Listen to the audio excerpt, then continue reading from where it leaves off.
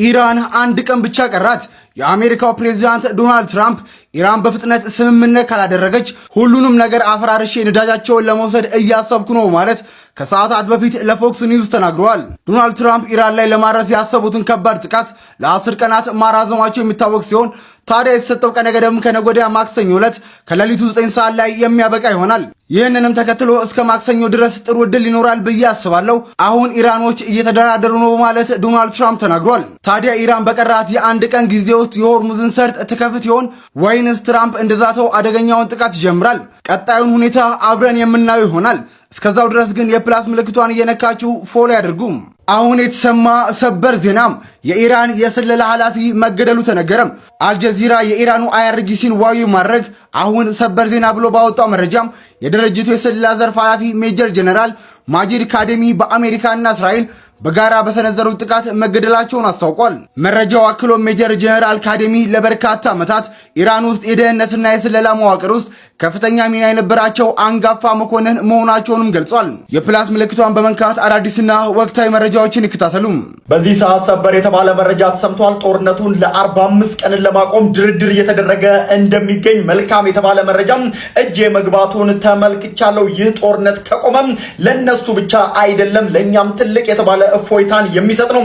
አልጀዚራ ይዞት ከወጣው መረጃ ላይ እንደተመለከትኩት ከሆነ አሜሪካ፣ ኢራንና ሌሎች አሸማጋዮች አሁን ላይ ለ45 ቀን ያክል ጦርነቱን ማለት የተኩስ አቁም ስምምነት ለማድረግ ንግግር እያደረጉ ንግግሩን በጥሩ ሁኔታ ፕሮግረስ እያደረገ እንደሚገኝም እንግዲህ ይህ የአልጀዚራ ዘገባ አሳይቷል። የኛም ሀገር ታዲያ በዚህ ጦርነት ጭንቅ ውስጥ ገብታለች።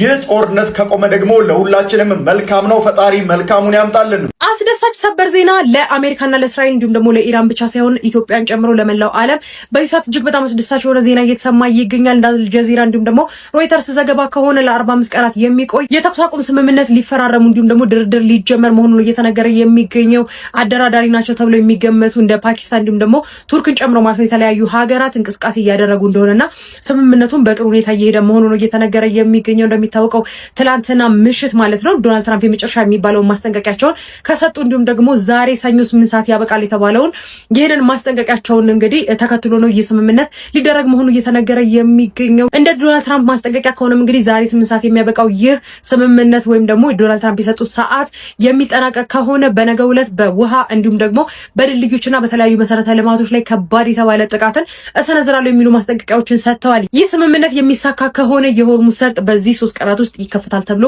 ይጠበቃል የሚሉ መረጃዎች ጭምር ነው የተዘዋወሩ የሚገኙት። የመረጃ ምንጮች የሮይተርስ እንዲሁም ደግሞ አልጀዚራ ናቸው። በዚህ ጉዳይ ላይ አዳዲስ መረጃዎችን ካገኘው በፍጥነት ይዤላችሁ መጣለሁ። የፕላስ ምልክቷን መጫናችሁን አትርሱ። መልካም ቀን ይሁንላችሁ። ሰበር የኢትዮጵያ ነዳጅ ጫኑ 3 ግዙፍ ነዳጅ ጫኝ መርከቦች ጅቡቲ መድረሳቸው ታውቋል። ካፒታል ይዞት በወጣው ዘገባ እንግዲህ እነዚህ 3 ነዳጅ ጫኝ መርከቦች 143000 ሜትሪክ ቶን ወይም ደግሞ 143 ሚሊዮን ሊትር የሚሆን ነዳጅ ይዘው ጅቡቲ መድረሳቸው ታውቋል። ከዛው 70 ሚሊዮን ሊትሩ ናፍጣ ነው የተባለው። 73 ሚሊዮን የሚሆነው ደግሞ የጄት ፉል ነው የአውሮፕላን ነዳጅ ነው የተባለው። ለማንኛውም እንግዲህ የመጀመሪያው ኤል ፔትሮሊያ የምትባል ነዳጅ ጫኝ መርከብ ስትሆን እሷ ደግሞ ከህንድ ተነስታ ነው በማርች 28 ላይ ጅቡቲ የደረሰችው።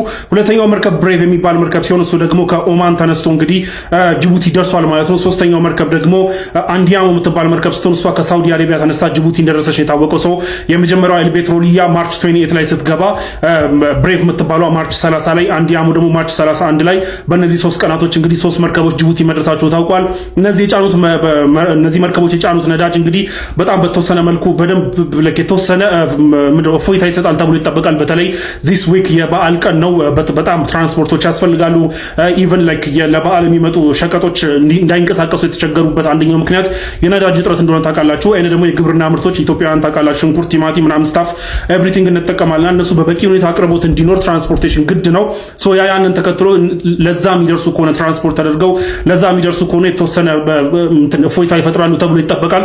ለማንኛውም እነዚህ 3 መርከቦች እንግዲህ ከቀናት በፊት የኢትዮጵያ መንግስት ፐርሺያን ገልፍ ላይ ስታክ አድርጎብኛል ያላቸው ይሁኑ ወይስ ሌሎች ስታክ ስላደረገ በሌላ መንገድ የተገዙ እንደሆነ ግልጽ የተደረገ ነገር ባይኖርም ግን እነዚህ 3 መርከቦች እንግዲህ ነዳጅ ጫንጭነው ጅቡቲ ደርሰዋል። በሚመጡት ቀናት እፎይታ ይሰጡናል ተብሎ ይጠበቃል ማለት ነው። የእስራኤል አየር መቃወሚያዎች ከበፊቱ በላይ በጣም መዳከማቸውና እስከ በፊት የነበራቸው ኬፓቢሊቲ ያጡ እንደሆነ እንግዲህ መረጃዎች ወጡ የሚገኙት። ከተተኮሱ ሚሳኤሎች 60% በላይ የሚሆኑት ኢምፓክት ያደረጉ ነው። 60% በላይ የሚሆኑት መሬት ላይ የወደቁና ጉዳት እያደረሱ የሚገኙ በአሁን ሰዓት ላይ። ከዚህ በፊት የኢንተርሴፕት ሬቱ ደግሞ የኢንተርሴፕሽን ሬቱ ከ90% በላይ የነበረ ቢሆንም አሁን ሰዓት ደግሞ 60% የሚሆኑት ሚሳኤሎች እያለፉ እየመቱ ነው የሚገኙ። ከነጋ እንግዲህ ከጠዋት ጀምሮ ማለት ነው እስካሁን ድረስ አሁን 5 ሰዓት አካባቢ ነው። እስካሁን ድረስ በነበሩ ጥቃቶች 15 የሚሆኑ ኢምፓክቶች ሪፖርት ተደርጓል። ወይም 15 የሚሆኑ ጥቃቶች ሪፖርት ተደርጓል። ኢምፓክት ስላችሁ በስነ ስርዓት አክቹአሊ መሬት ላይ ኢምፓክት የፈጠረ መሬት ላይ ኮንታክት የፈጠረ ጥቃት ነው የምላችሁ። በተያያዘ ዜናም ደግሞ እንግዲህ ዶናልድ ትራምፕ አራዝመውት የነበረው የዴድላይን ደግሞ ስትሬት ኦፍ ሆርሙዝ ካልከፈታችሁ የሚለው ዴድላይኑ እስከ ቱዝዴይ ደግሞ እስከ ማክሰኞ ድረስ ተደርጓል። ራፍሊ በአሁን ሰዓት ላይ 48 ሰዓት አካባቢ ይቀረዋል። እንደኔ አሁንም የሚያራዝመው ይመስለኛል ዶናልድ ትራምፕ አሁንም እንግዲህ ባለው በቃሉ ጸንቶ የሚያደርገው አይመስለኝም። አሁንም የሚያራዝመው ይመስለኛል። ይሄን ቪዲዮ ቀጥታ የማቀርብላችሁ ወደም ቀጥታ የምሰራላችሁ ከቢሾፍቱ ከተማ ከፔሊካን ፓራዳይዝ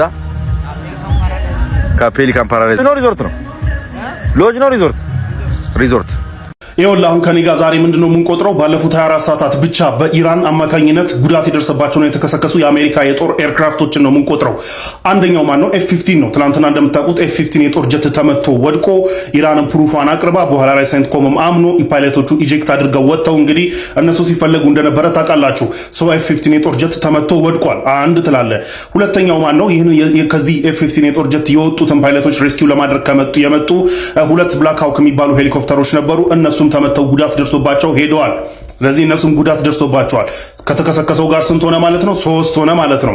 ከዛ በኋላ A10 የሚባለው ኦር ዋርቶግ ተንደርቦልት የሚባለው ግብዳው የጦር ጀት እሱም ተመቶ ወድቋል። እንግዲህ እሱም ሁርሙዝ ጋር ወድቋል። ባይ ዘ ወይ ሁለት ናቸው ተመቶ የተባሉት። አንደኛው በጉዳት ደርሶበት በአንደኛው ኢንጂን እያነከሰ ሄዶ አርፈዋል ነው የተባለው። አንደኛው ግን ሁርሙዝ ላይ ተከስክሷል። ሶ ያረፈውን እንተውና እኔም ኮንፈርም ስላላደረኩት ያረፈውን እንተውና ይሄኛው ግን መከስከሱን ሴንትኮም የሚያመነው ስለሆነ ሶ ይሄ ዋርቶግ የሚባለውም ተከስክሷል። ስለዚህ ስንት ሆነ? 4 ሆነ ማለት ነው። ዛሬ አዳሩን ደግሞ F-15 የጦር ጀት F-16 የጦር ጀት ተመቷል እየተባለ ነው። በኢራን ተመቶ ተከስክሷል እየተባለ ነው። እስካሁን በሴንትኮም በኩል ኮንፈርም የተደረገ ነገር ባይኖርም ግን ኢራን መታው ያለችውን የተወሰኑ ኢሜጆች እያሳየች ነው። ሰው ኮንፈርም አልተደረገም። እንደ ትናንቱ ግን ኢሜጆች አሳይታለች። ሰው ትንሽ ቆይቶ ኮንፈርም ይደረግ ይችላል። 5 በል። ከዛ በኋላ ደግሞ ከጀርባ የምታዩት ቺኖክ የሚባለው ግብዳ ባለ ሁለት ሄሊኮፕተር ኩዌት ውስጥ በቆመበት በድሮን ተመቶ ከባድ ጉዳት ደርሶበታል። እዚህ ጋር በምታዩት መልኩ እንግዲህ ኮክፒት ወር ከፊት ለፊት ያለው ፓርቱ ሙሉ ለሙሉ ሲግኒፊካንትሊ ወድሟል። እንግዲህ ይህ ሀፕን ያደረገው በሻሂድ ነው። ዋር ሂሮ ሻሂድ እንግዲህ 10,000 እና 20,000 ዶላር ድሮን ነው እየመጣና ጉዳት የሚያደርሰው። ስንት ሆነ ማለት ነው? 6 ነው 5 F-15 F-16 ዋርቶግ ደን 2 ብላክ ሃውክ 5 ቺኖክ 6 እነዚህ 6ቱ በሙሉ በ24 ሰዓትና ዶናልድ ትራምፕ ወጥተው ባለፈው በፐብሊክ ስፒቻቸው ከአንድ ቀን ከግማሽ ወር ከሁለት ቀን በፊት ወር ከትላንት ወዲያ ማታ ወጥተው የኢራን አየር መቃወሚያ የሚባል ነገር የለም፣ አየር ክልሏን እንደልባችን የፈነጨንበት ነው፣ ማንም ሚነካን የለም ብለው በዛቱ በሰዓታት ውስጥ ነው እንግዲህ ይህ ሁሉ 6 የአሜሪካ ኤርክራፍት ድብን ተደርጎ የተመታው።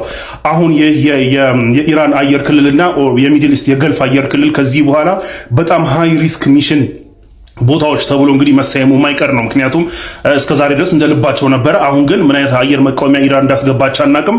ጠቅ እያደረገች እየጣለቻቸው ነው። ሃይ ሪስክ ነው ማለት ነው ከዚህ በኋላ እዛ ላይ መንቀሳቀስ